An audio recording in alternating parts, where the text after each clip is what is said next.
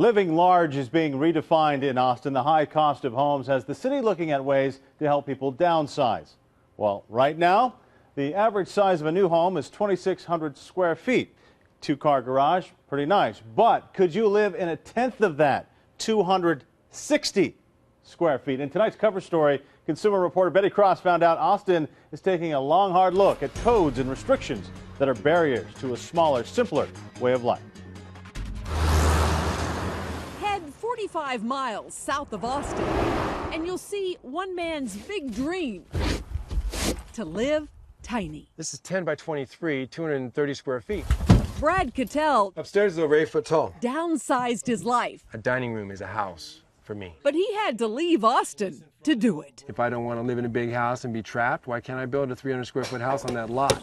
Inside the city limits, that's not really an option. Well, there's some questions about that. Lots of them. Is it a mobile home? Could somebody just pull one of those onto a lot and live in it? What are the barriers to allowing tiny homes in Austin? Councilman Chris Riley wants to identify the obstacles to living in a smaller space. We pride ourselves on being so weird, and yet so many of our regulations are based on an assumption that someone's going to live in a regular single-family detached home on a big lot.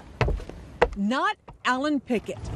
It's like my third house, and this one's a tiny one. He went from It was 2,600 square feet with a 3-car garage. to a fraction of that. So 8 feet wide, 24 feet long. The drop in square footage This is the hallway. Kind of have to turn sideways a little bit, but it's fine. is making one of the priciest cities in Texas more affordable. People are, I guess, getting tired of the American dream, or the American sham, I call it. To put it in perspective, Alan says his full-size truck costs more than his micro-sized home. But while he can park this almost anywhere in Austin, tiny homes don't get a lot of mileage outside of RV parks. From where Alan sits, there's room for change. It'd be interesting to lift restrictions and allow people to put it in backyards.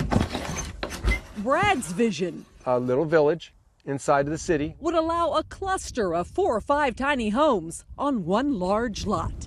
He's building a prototype in Luling and says if Austin relaxes zoning restrictions, I think that we may see enclaves of this in Austin. tiny homes possibly no longer being such a small part of the Central Texas landscape.